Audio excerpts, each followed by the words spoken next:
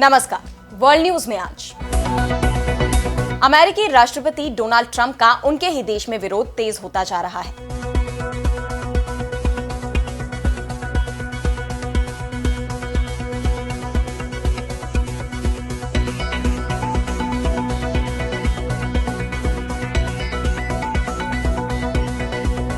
America में बड़ी संख्या में लोग सड़कों पर उतर आए हैं और ट्रंप के फैसलों के खिलाफ अपना विरोध दर्ज करा रहे हैं।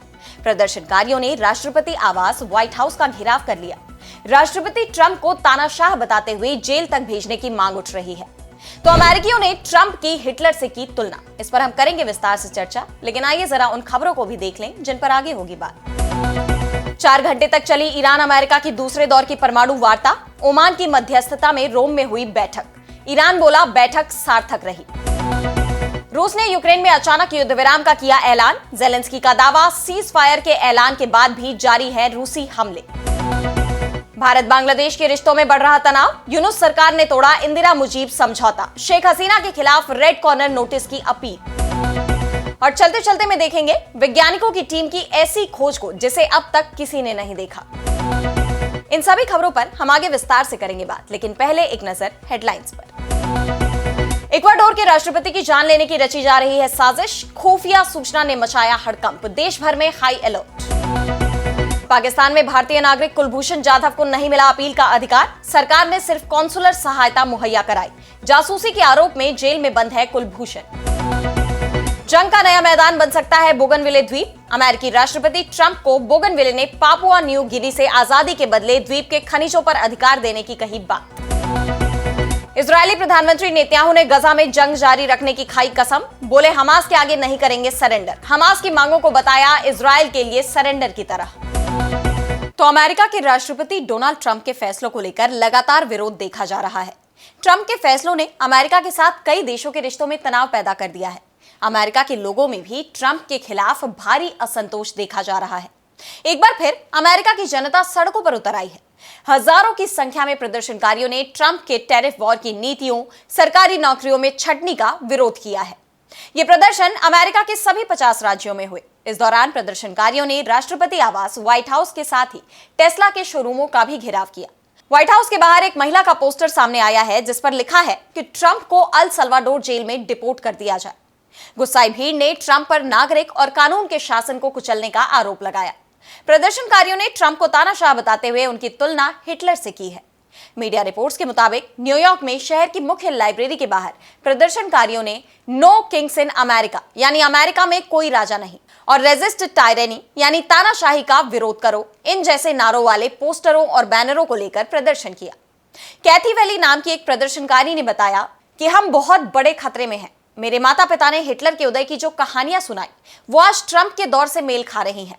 फर्क बस इतना है कि ट्रंप हिटलर या दूसरे फासिस्ट नेताओं की तुलना में ज्यादा मूर्ख है।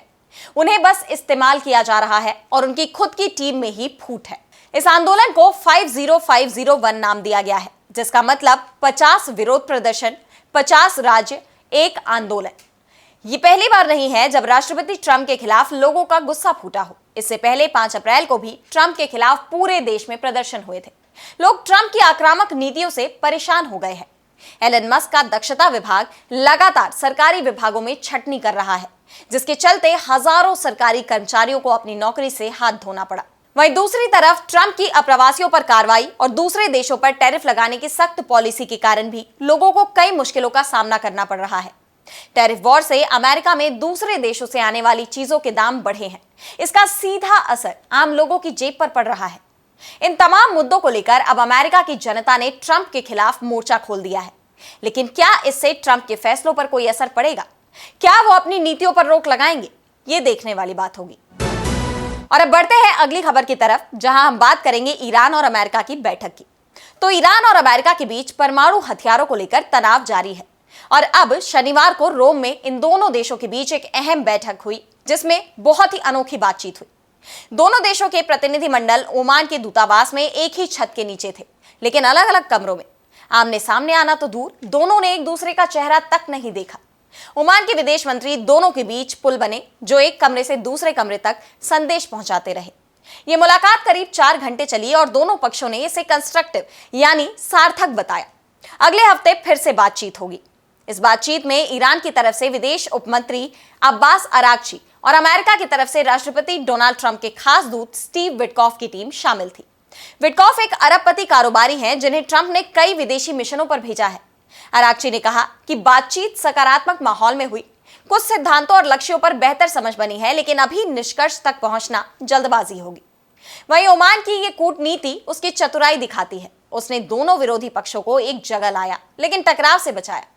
ओमान पहले भी 2015 के न्यूक्लियर डील से पहले अमेरिका और ईरान के बीच मध्यस्थ यानी मीडिएटर रह चुका है। मूल मुद्दा वही है, क्या ईरान को शांतिपूर्ण परमाणु कार्यक्रम यानी पीसफुल न्यूक्लियर प्रोग्राम की इजाजत मिलेगी या उसे सब कुछ खत्म करना होगा। ईरान का दावा है कि उसका कार्यक्रम बिजली और चिकित्सा के लिए है, लेकिन अमेरिका और पश्चिमी देशों को शक है कि ईरान न्यूक्लियर बॉम्ब बना रहा है। अंतरराष्ट्रीय परमाणु ऊर्जा एजेंसी के प्रमुख राफेल ग्रासी ने हाल ही में कहा कि ईरान अब परमाणु हथियार से बहुत दूर नहीं है। ग्रासी भी शनिवार को रोम में थे और उन्होंने इटली के विदेश मंत्री से मुलाकात की। ट्रंप ने दोबारा सत्ता में आने के बाद ईरान पर अधिकतम दबाव की नीति अपनाई है, लेकिन उन्होंने मार्च में ईरान के सर्वोच्च नेता अयातुल्लाह अली खामेनेई को पत्र लिखकर खुद ही बातचीत की पेशकश की। ट्रंप ने कहा कि मैं मिलिट्री एक्शन की जल्दी में नहीं हूं, लेकिन जरूरत पड़ी तो सैन्य विकल्प खुला है। ये बातचीत भविष्य के लिए उम्मीद जगाती है, लेकिन रास्ता मुश्किल है। दोनों देशों के बीच अविश्वास की खाई गहरी है और ओमान की मध्यस्थता ही इसे पाटने की कोशिश कर रही है। और अब अगली खबर में बात करेंगे रूस यूक्रेन में सीज फायर की। तो रूसी राष्ट्रपति व्लादिमीर पुतिन ने अचानक ही यूक्रेन के साथ युद्ध विराम की घोषणा की है, लेकिन ये युद्ध विराम महज एक दिन के लिए ही लागू होगा। पुतिन ने ऐलान किया है कि उनकी सेना ईस्टर के मौके पर यूक्रेन पर हमला नहीं करेगी। क्रेमलिन की तरफ से बयान जारी कर कहा गया कि युद्ध विराम 19 अप्रैल 2025 को मॉस्को समयानुसार शाम 6 बजे यानी भारतीय समयानुसार रात 8:30 बजे से ईस्टर रविवार के बाद मध्य रात्रि भारतीय समयानुसार रविवार रात 2:30 बजे तक चलेगा। इसे रूस यूक्रेन में अस्थायी युद्ध विराम कहा जा रहा है। ये घोषणा ऐसे वक्त में की गई जब रूस के रक्षा मंत्रालय ने यूक्रेन के एक और क्षेत्र पर कब्जे का दावा किया है। रूस के रक्षा मंत्रालय ने दावा किया कि उनके सैनिकों ने यूक्रेन के सैनिकों को रूस के कुर्स्क क्षेत्र में बचे हुए उनके अंतिम ठिकानों में से एक से खदेड़ दिया है, जहां पिछले साल यूक्रेनियों ने अचानक धावा बोलकर कब्जा कर लिया था। इस अस्थायी युद्ध विराम को लेकर राष्ट्रपति पुतिन ने यूक्रेन को चेतावनी भी दी है। उन्होंने कहा कि हम मानते हैं कि यूक्रेनी पक्ष भी इस युद्ध विराम का पालन करेगा। हमारे सैनिकों को भी युद्ध विराम के संभावित उल्लंघन और दुश्मन की ओर से उकसावे के साथ ही उसके किसी भी आक्रामक काम को रोकने के लिए तैयार रहना चाहिए। एक तरफ रूस एक दिन के युद्ध विराम की घोषणा कर रहा है, तो दूसरी तरफ यूक्रेनी राष्ट्रपति वोलोदिमीर ज़ेलेंस्की ने दावा किया है कि रूसी सेना की तरफ से अभी भी सीमावर्ती इलाकों में हमले किए जा रहे हैं और कई इलाकों में तो हालात बेकाबू हो गए हैं। पुतिन की तरफ से ईस्टर के मौके पर 30 घंटे के सीज फायर के ऐलान के बाद भी रूस की तरफ से बॉर्डर के पास वाले इलाकों कुर्स्क और बेलगोरोद में हमले जारी है। ज़ेलेंस्की ने साफ कहा कि वॉर अभी भी जारी है और रूसी हमले जारी हैं।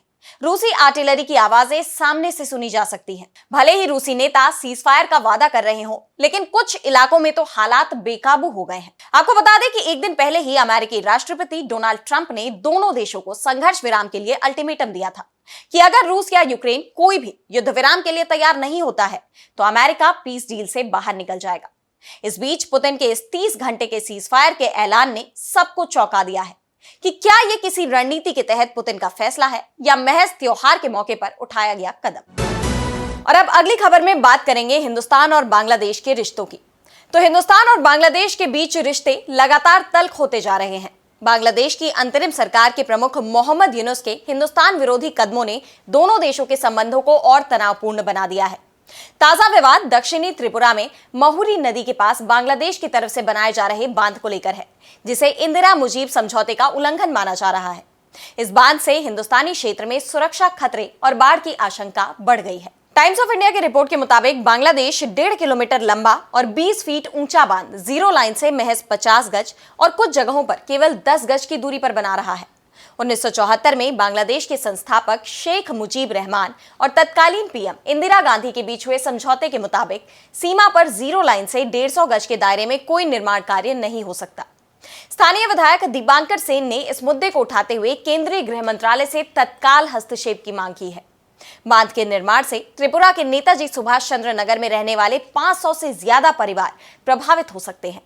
विशेषज्ञों का कहना है कि बारिश के मौसम में बांध के कारण पानी का बहाव रुकने से इलाके में बाढ़ की समस्या भी पैदा हो सकती है। त्रिपुरा के पुलिस कमिश्नर सी सेन ने बताया कि बांग्लादेश इस प्रोजेक्ट पर तेजी से काम कर रहा है। मुख्यमंत्री कार्यालय ने फिलहाल शांत रहने की सलाह दी है, लेकिन मामले की गंभीरता को देखते हुए जांच की बात कही गई है। इस बीच बांग्लादेश में अल्पसंख्यकों, खासकर हिंदुओं पर हमले काफी ज्यादा बढ़ गए हैं, जिसे लेकर हिंदुस्तान ने कड़ा रुख अपनाया है। वहीं बांग्लादेश पुलिस ने पूर्व प्रधानमंत्री शेख हसीना और 11 अन्य लोगों के खिलाफ इंटरपोल से रेड कॉर्नर नोटिस जारी करने की मांग की है, जिसमें उन पर गृह युद्ध भड़काने और अंतरिम सरकार को हटाने की साजिश रचने के आरोप हैं। हसीना, जो 5 अगस्त 2024 से हिंदुस्तान में शरण लिए हुए हैं, उनके प्रत्यर्पण की मांग ने भी तनाव बढ़ाया है दोनों देशों के बीच। हिंदुस्तान ने बांग्लादेश को अल्पसंख्यकों की सुरक्षा सुनिश्चित करने और भारत विरोधी बयानबाजी रोकने की चेतावनी दी है। और अब चलते चलते में बात करेंगे नए रंग के खोज की। तो विज्ञान एक ऐसा क्षेत्र है जो अपनी खोज से सबको चौंकाता रहता है, जहां आए दिन कई नए नए खुलासे होते रहते हैं। और अब वैज्ञानिकों ने एक बड़ा ही चौंकाने वाला दावा किया है। वैज्ञानिकों की एक टीम का मानना है कि उनकी आंखों ने ऐसा रंग देखा है जिसे पहले किसी ने नहीं देखा। वैज्ञानिकों की टीम ने एक नए रंग की खोज करने का दावा किया है, जिसे इससे पहले किसी भी इंसान ने नहीं देखा है। दरअसल ये रिसर्च एक प्रयोग के बाद की गई, जिसमें रिसर्चरों ने अपनी आंखों में लेजर पल्स फायर किए थे। इसके लिए रेटिना में विशिष्ट कोशिकाओं को उत्तेजित करके एक नीला हरा रंग देखा गया, जिसे वैज्ञानिकों ने ओलो नाम दिया है। शोधकर्ताओं ने लेजर और एडवांस ट्रैकिंग टेक्नोलॉजी का इस्तेमाल करके इस रंग को देखने में सक्षम बनाया। अब तक सिर्फ 5 वैज्ञानिक ही इस रंग को देख पाए हैं। 5 वैज्ञानिकों ने इस रंग को नीला और हरा बताया है। हालांकि वैज्ञानिकों की टीम ने यह भी कहा है कि इस रंग का वर्णन करना मुश्किल है। उन्होंने कहा है कि यह रंग काफी फीका है और इसे जल्द देखने की संभावना नहीं है। वैज्ञानिकों का कहना है कि स्मार्टफोन या किसी भी टीवी पर लोग ओलो रंग को फिलहाल नहीं देख पाएंगे। उन्होंने कहा कि इस रंग को नंगी आंखों से नहीं देखा जा सकता। इसका अनुभव रेटिना पर लेजर मारकर हेरफेर करके ही किया जा सकता है। वैज्ञानिकों का कहना है कि ये रंग वैसा नहीं है जो कि हमने आज तक देखे हैं, ये उनसे काफी अलग है।